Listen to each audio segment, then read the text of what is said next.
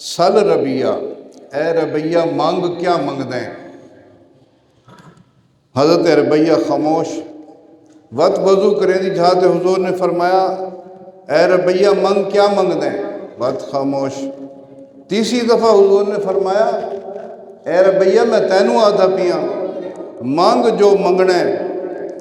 تو حضرت ربیہ نے جلے ڈٹھا یہ حضور دا جملہ تے بارگاہ ڈٹھی، کوئی عام بارگاہ نہیں، بارگاہ رسالت، جتھوں اللہ نے جنہوں سارے خزانہ دیاں چابیاں عطا فرمائی۔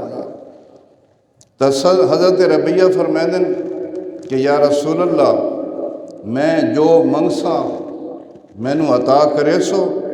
حضور نے فرمایا ہاں ربیہ میں خود آدھا پیاں کہ جو منگسیں تنوں میں عطا کرے ساں۔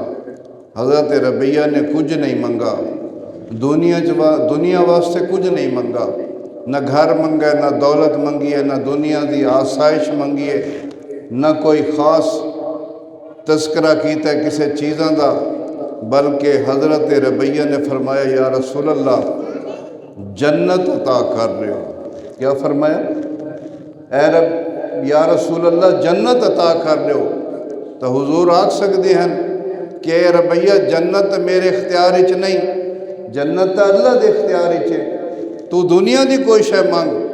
تو نہیں، ربیہ بھی جانتے ہیں کہ جنت میرے نبی دی ہے، اور حضور نو بھی اللہ نے اختیارات لیتے ہوئے حضور نے فرمایا اے ربیہ جنت مل گئی ہے تینوں، کچھ ہور مانگ، جنت تینوں میں عطا کر دیتی ہے، کچھ ہور مانگ۔